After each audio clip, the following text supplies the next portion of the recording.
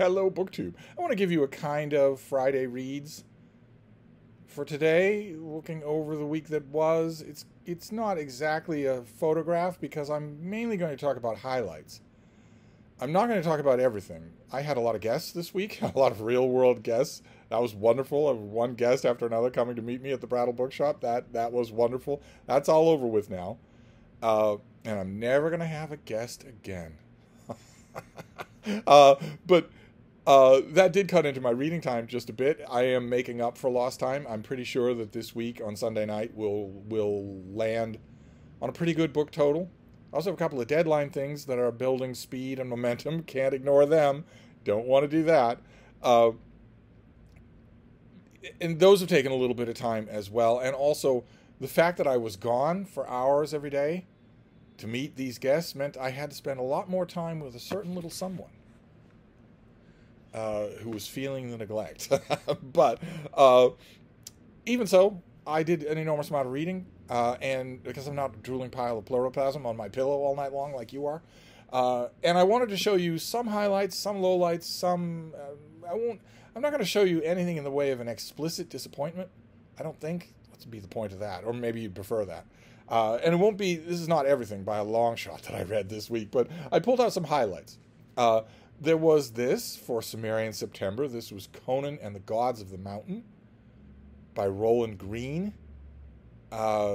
Despite this cover, this is a novel in which Conan teams up with one of the only formidable female characters that Robert E. Howard created for Conan, Valeria, and who would never be in a position like this. So I realize it's a generic Conan cover, and this was, well, again, it was almost 300 pages long, and it made you feel that. This was a short story.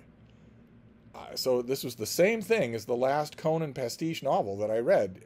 I don't think I ever read this when it first came out. This would have been in the 80s, yes? 1993. I don't know that I read this when it came out. Certainly nothing rang a bell. There's all sorts of sorcerous shenanigans that are sweepingly cosmic in their nature, so that without a little gimmick here or there, neither Conan nor Valeria would have any chance at all. They wouldn't even be noticed by these sorcerous forces. And it was written in a plotting way as well. There was very, very little to recommend this, unless you explicitly just want Conan. And you'll take anything with that name on it. You'll take anything with the with this map. If that's all, well, okay, then this will probably do. There were a couple of moments that were... there's an action scene in the middle, there's an action scene at the end that are fairly well done. I was thinking the whole time of how much better they could be done. So that was a little bit of a disappointment. Another little bit of a disappointment was this thing. I've read it before, but I read it again, and large samples of it. I didn't read it from cover to cover. It's the Book Lovers Anthology. This was put out by the Bodleian Library. And it's good. It has all the predictable excerpts and poems and dedications and exclamations of delight that you would expect. But that's the problem, is that it's all that. It's all from mid-19th century and then going back in time 500 years. So you pull from Francis Bacon and Grenville and Montaigne and whatnot. But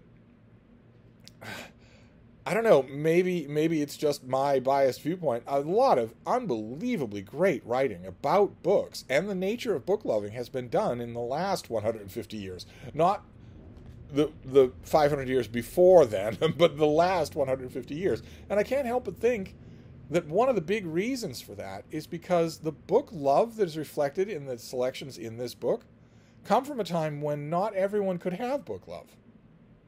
When the kitchen servant couldn't have book love, when most women, 99% of all women, couldn't have most book love, when even when you go back far enough, Montaigne's day or whatnot, or even earlier than that, most people were not ever even given the raw ingredients of book love, much less the opportunity to exercise it.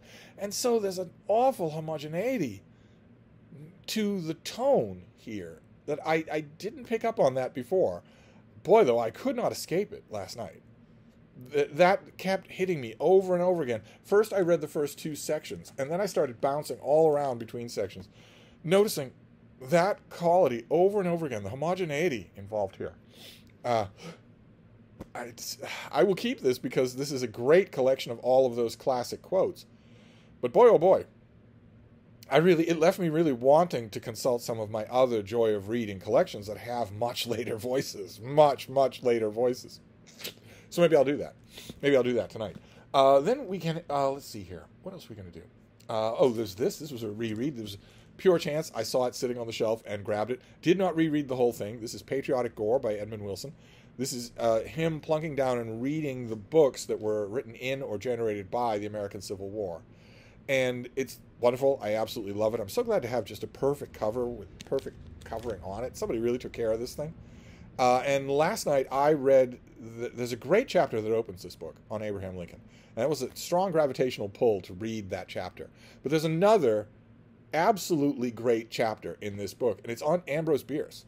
And I went to that instead. I read that last night and really enjoyed it. When Wilson has got his thinking cap on, he's really good. He goes as deep as anybody. Then a pleasant surprise, last night's pleasant surprise, was this. The folks at Schocken Books sent me this lovely trade paperback of the Diaries of Franz Kafka, which they sent me the hardcover 2 years ago, and I thought, or a year ago, and I read it. I'm familiar with Kafka's Diaries in English, and I read it and didn't do wonders for me. And I just got sucked into reading this last night, just completely sucked in, and loved it. Oh my God, I loved it. I'm not going to be able to get enough of it. I'm glad that I still have the hardcover, because this thing is not going to last. As pretty as it is, it's not going to last.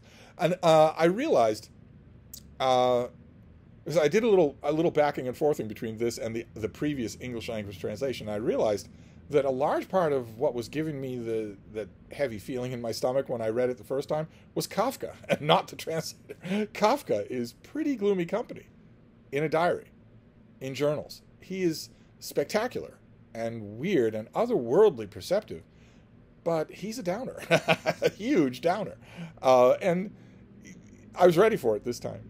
And this is so much better than the previous English language translation. Not so much on a line-by-line level of the translation. I still sometimes think that some of the choices there, I would think that the earlier translation was a little bit better, maybe a little bit more readable, but maybe that's false. I've never read Kafka's Diaries in the original. I don't think I ever have. But this is so much better in every other way. Kafka was tossing off literary allusions left, right, and center in his journal. Most versions of his journals in English that I have read don't bother to chase down a lot of those things or do them justice or try and figure out where Kafka would have found them and when he would have been reading them. And also, when Kafka was late at night when he couldn't sleep, when he would be writing in his journal and suddenly an idea would come to him for a character sketch, or in one case, famously, a whole story. And he wouldn't, get up and go to his typewriter. He didn't have a typewriter. He'd get up and just write. He would just write that in his journal. And the previous version cuts that out. It cuts out all the long excurses, which is why this thing is so big, and it leaves them in. So that you are really, there's really a palpable feeling of being caught in the world of Kafka's inner world, of his diary self. Amazing. Just amazing experience. Very glad to have it. I also got this. I got To Reign in Hell. Tor Essentials is reprinting classic science fiction and fantasy novels. And I hadn't read this in forever. The minute I got maybe 30 or 40 pages in, I realized I did read it before. I forget what the original cover it has. That would really jog my memory, is the original cover that I had for it. This is the story of, it's an epic fantasy story set in Christian mythology. Which got Bruce some pushback when he did it, because there are I don't know, what's the last estimate, 3 billion people on Earth who don't think this is mythology. They think this is real. They think that all this is real. It's not mythology. It's their religion. It's their theology. And this Yahweh is a character in here. Archangels, Michael, Raphael, Jesus, Jeshua, Satan. They're all characters in this book. And they're dealing with epic fantasy concerns, very much so. But the element that really stood out to me this time, I think the last time I read it, I was probably concentrating on that one essential book in Paradise Lost where we get the War in Heaven, where Milton gives us the War in Heaven. It's so good. It's my favorite part of Paradise Lost. I think I was probably concentrating through that lens a little too much. I didn't notice all of the very novelistic, very fictionistic, very personal interactions here. The characters in here. I was thinking of them as literary characters, not in the sense of book characters you find in a novel, but characters that you would find in an epic. And that element is much stronger than I remembered. I really, really enjoyed this. Very happy that Tor sent it along. I also read this, and I'll be reading this again. This is a study of political violence, of knives and brass knuckles coming to the fore in the chaos that accompanied the destabilization and the destruction of the old Roman Republic, where suddenly the age-old restriction against having deadly weapons inside the Pomeraneum of the capital was more honored in the breach than in reality. All of a sudden, Rome became the bone caught between the jaws of rival dogs. And this author, he does a fantastic job. This is so good. It is so good. My one caution, I'm going to read it again before the end of the year. My one caution, when I write about it, I feel certain that I will write about it. I think it's a September release. And the September has caught me by surprise. A lot of work negotiation, a lot of dealing with editors, then a whole week of guests in person. I need to get back to an even keel of work in September. That's probably going to need to be a whole day of work just to catch up. But the one thing that I would say in advance of a review is that this probably isn't for you if you don't know Roman history already. Probably not. The author does a good enough job, but I think you'd get a lot more out of this if you read maybe Mary Beard first or Michael Grant or something like that. Read about this period and then bore down on it in this book. I read... Earlier in the week, I read the finished copy of this, To Overthrow the World. I think I've mentioned this before, Sean McMeekin. I'm picking my way through the notes and the references now. This is terrific. Absolutely terrific. And lastly, another thing that's terrific that I've praised on this channel, we've done buddy reads on it, read-alouds on it, and whatnot, is this, Bring Up the Bodies by Hilary Mantel. The second volume in her Cromwell trilogy, that a shy, retiring little YouTube channel thinking about doing a buddy read of this book. That's fine by me. The mere suggestion of doing that prompted me to start rereading it and made me wonder if you would be interested, in addition to whatever I do over Voxer with that struggling little YouTube channel, would you be interested in a read-along of this thing, in a buddy read of this thing, is however long it takes us. Skipping Wolf Hall and not going on to the Mirror and the Light, just doing this one, which is Anne Boleyn. If you would be interested in that, let me know, as I'd be happy to do it. I'd be happy to have more company than just the one YouTube channel. But anyway, that's a kind of a Friday Reads, kind of a little fraction here and there. Good enough. Is there anything I left out? Oh yes. Yes, the book I read here on the fainting couch just this morning. I read it today. I blew right through it, and I absolutely loved it. Oh my! I cannot recommend it strongly enough. It's by Denise Herzing, and it's called "Is Anyone Listening?" And it's a study of animal communication,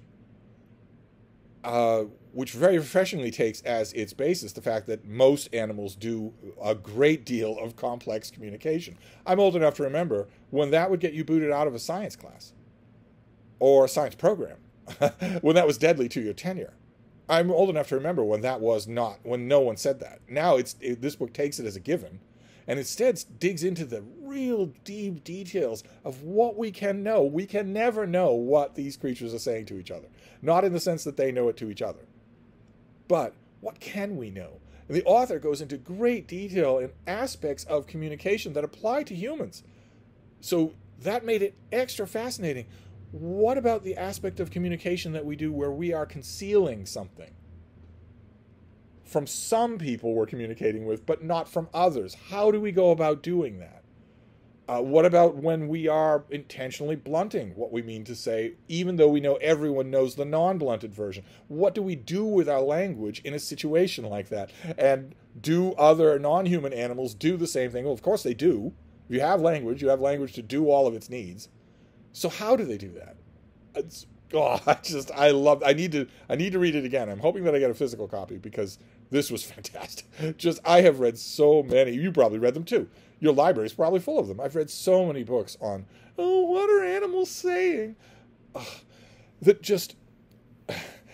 I know I vent about this all the time, but popular science books can be so insulting. They can be so insulting. They take a serious subject that you want to know about, and they just gum it all over for you. When you're willing to scrabble, you're willing to work. Every reader that I know who reads popular science is willing to work. When do they ever get anything to work with? What are they actually saying? Oh my God. When Fido looks at you, does he really love you? God help us. How many books like that have I read? How many books like that have you read? Well, this is not like that. This is a book about what are animals doing when they communicate. Absolutely terrific. Don't think it's out yet. I think it comes out next month. But if I get the physical copy, prepare for me to rave about it again on this channel. But if not, I will rave about it anyway, because you should all buy it. If you're interested in animal communication, I know a lot of you are. It's fantastic. And once you read it, I know you know this already, but once you read this, you're going to be cemented in your dislike of the condescension and simplification that usually comes with popular science books. Usually they are insulting. They might have the best intentions in the world, and I've talked to a lot of their authors who don't mean to insult at all, but they are insulting. They are assuming that you are a moron and that you're willing to stay that way. It's just, sorry, it's a pet peeve of mine, that's all. But anyway, this one doesn't, so we'll end on a hugely happy note. So let me know about Bring Up the Bodies and anything else that you've been doing here. Of course, that is the whole point of Friday Reads, is the reciprocity. What have you been reading during your week? Has your week also got away from you? Mine got away from me. I had a bunch of guests. I'm not blaming them. That was great fun. But also I had a new job offer, and that needed a flurry of back and forth emails. I need things to settle down. I am hoping this weekend that things will settle down. Then it's not helped any by the fact that full-blown summer has returned. 85 degrees today, 90% humidity. It was a hot summer day here. It was a hot summer day. That doesn't help any. Anyway, I'm not going to descend into complaining. Instead, we're just going to end on a strong note. So I'll wrap this up for now, and I will see you soon. Thank you, BookTube.